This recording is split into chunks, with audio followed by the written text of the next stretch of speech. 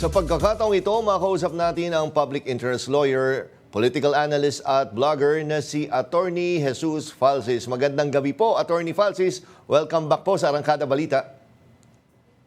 Good evening, Sir Jack Maminya. Yes, Attorney, kanina nga po ay isinumite na sa Office of the Ombudsman ang affidavit ni Madriaga. Una po, kayo mismo, ano ang reaction nyo nung unang lumutang si Madriaga? Kasi marami ang skeptic pa rin na maniwala dito kay Ramil. Well, yung history kasi ni Ramil Madriaga, ngayon lang natin na bubulat-lat. So, pag tinitingnan mo naman yung mga sinulat niya sa affidavit niya at chinek mo yung kanyang Facebook, na ngayon medyo nawawala na or down na, hindi na pwede ma-access yung Facebook niya. Pero nung na-access mo pa yung Facebook niya, matutugma naman yung mga sinasabi niya na malapit siya kay Vice Pangulong Sara Duterte, na nakaka one-on-one call pa niya, nakaka-Zoom one-on-one din niya si VP Sara. So mukhang malapit na malapit talaga siya kay VP Sara. Tapos yung kanyang isang movement na tinayo di umano nung tatakbo pa lang si VP Sara for 2022, yung Isip Pilipinas. Pag chinek mo yun, meron din siya mga pictures nun, tsaka sa SEC. So ang mga netizens, including ako, chinek ko naman din kung may Isip Pilipinas na SEC registered, kasi sabi niya may ganun daw na company or movement. Meron naman sa SEC, Isip Pilipinas, makikita din yan. Pwede yung i-google sa SEC. So, may mga allegation siya or facts na nagtutugma sa katotohanan kapag i-validate mo. Of course, yung mga iba pang mas mabibigat na allegation o detalye, kailangan pang further investigation may case build up. Kasi hindi naman yan pwedeng mag-google lang or makita sa internet.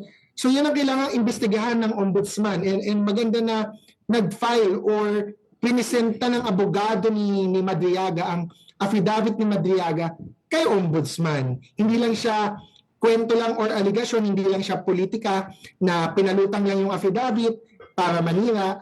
Talagang nilagay siya sa proseso para masala at ma-check ng ombudsman na napaka-makapangyarihan ng ombudsman. Ma-check niya yan kung totoo o hindi yung mga aligasyon doon dahil madaming kapangyarihan ang ombudsman. Doon po sa mga aligasyon, ano po sa tingin nyo yung mga mabibigat na aligasyon laban kay VP Sara? Madaming mabibigat, pero doon muna tayo sa yung mas alam ng taong bayan, kasi yun yung siyempre talagang palaisipan or malaking tanong. Dati pa nung nagkaroon na ng mga aligasyon ng issue kay VP Sara, unang-una dyan, siyempre, yung 125 million pesos in confidential funds na nagastos di umano 19 days, tapos yung pala 11 days lang nagastos December 2022. Ano yan, on record yan na may ganong amount, may ganong nagastos December 2022. Ngayon, mukhang pag kinonek mo yun doon sa aligasyon ni Madriaga na meron sa kanyang pinadistribute na mga pera mula sa confidential funds di umano, mukhang nagtutugma yung 125 million, naging 3 o 4 na duffel bag. May mga 30 to 35 million daw bawat duffel bag. So kung 4 yun, magiging around 125 million yun. Of course, hindi eksakto yung sinasabi niya na amount na laman per duffel bag. Pero mukhang nagkaroon nga tayo ngayon ng idea sa wakas kung ano yung sagot sa saan napunta o paano ginastos yung 125 million confidential funds in 11 days. Kung totoo yung aligasyon ni Madriaga, ang sagot doon hinati-hati at dinistribute to 3 to 4 locations or deliveries. Isa daw sa Cabuyao, Laguna, isa sa Ombudsman parking lot, which is kagimbal-gimbal at kahindik-hindik na aligasyon. Yung pag narinig mo yan, parang talaga may ganong ano pala. Tapos isa din drop-off sa isang comedy bar sa may Timog Tomas Morato, na di umano mahilig puntahan ng mga alumni ng San Sebastian. At mayroong picture dyan, si Madriaga na si Attorney Monsayak, OVP spokesperson, ay inawarda ng isang certificate sa isang comedy bar, restaurant sa Tomas Timog, na mukhang kung yun yung tinutukoy, pwedeng i-validate ng ombudsman. No? Tingnan kung may iniwang pera doon, may second floor ba, comedy bar ba talaga yon, madalas ba talaga pumunta ang mga alumni ng San Sebastian Law School kasi doon graduate at nakakuha ng law degree si VP Sara. So yun yung parang connection na tinatahi ni Madriaga sa confidential funds ni VP Sara. Tama po bang dahil sa affidavit na isinumite sa Ombudsman ay pwede nang mabuksan ang mga bank account ni VP Sara? Ang bank accounts kasi ng isang government official or pribadong tao, generally private and may bank secrecy tayo. Pero madami kasing batas, so mayroong mga 3 na batas na mag-i-interact sa issue na to na kapag may naka-file na criminal case for investigation ni Ombudsman, si Ombudsman kasi binibigyan ng konstitusyon ng kapangyarihan na mag-investigate and to require any government agency except the Supreme Court and except Congress, require any government agency to cooperate. And kung may kailangan documents or may kailangan records si Ombudsman, required ang mga agencies na to na tumulong. Otherwise, they can be administratively disciplined by the Ombudsman. So, that's one, the Ombudsman law and the Constitution. Second, yung sa bank secrecy law naman, meron kasi dong exception na yung bank secrecy does not apply in cases of impeachment.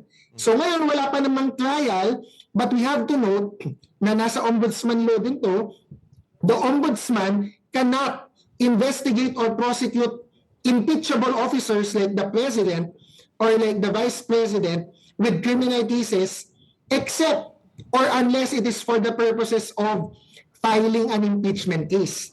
Meaning, simplihan natin, ang Ombudsman pwede mag-investigate kay VP Sara kung ang magiging purpose ng pag-investigate at pag-resolve ng investigation, kung may criminal case or wala, is for the purpose of filing an impeachment complaint. Kapag ganon ang basis, pag kinunik mo yun sa bank secrecy law, pwede na yun pumasok sa for the purposes of impeachment or an impeachment case. Kasi ang impeachment case, hindi yan trial mismo, no? Ang impeachment case covers yung proceedings sa House, which is a proceeding, and yung proceedings sa Senate, which is the trial proper. Before the House, meron ding proceeding, which is yung case build-up or yung pag-file ng impeachment complaint. And that is part of an impeachment case. So, the Ombudsman can invoke that exception and require, dito na papasok yung isa nating pinag-usapan, and require the AMLC to provide the Ombudsman with the records or documents of VP Sara's bank accounts. So, 2 batas pa lang yun. May pangatlo pa tayo, which is the SALN law. Sa SALN law kasi, kapag nag-file ka ng SALN as a government official, meron dong waiver. All government officials who file SALN, including the President, Vice President, may waiver doon that you allow the Ombudsman to check your bank account or bank record for the purposes of checking whether or not you comply with the SALN law, yung lifestyle check, kung may nakurakot ka ba or ill-gotten wealth, nasa ano yan, nasa SALN yan.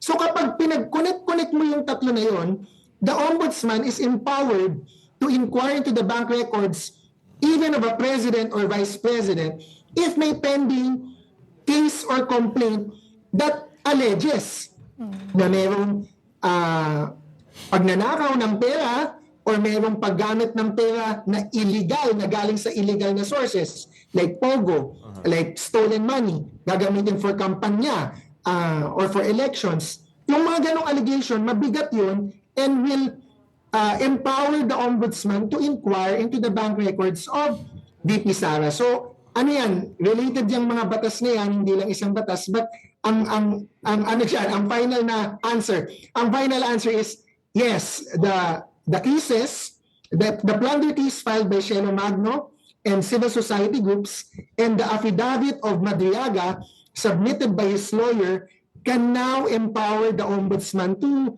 inquire into the bank accounts of VP Sara. Ayun. Okay, nako. Alright. Okay, very well said. Opo, pwede tayong mag-exam pagkatapos. Maraming salamat, Attorney Falsis. Merry Christmas, sir. Kasi po mahaba, kailangan lang at least comprehensive kaysa Yes. sa kulang. Tama, sir. Maraming salamat, sir. Merry Christmas.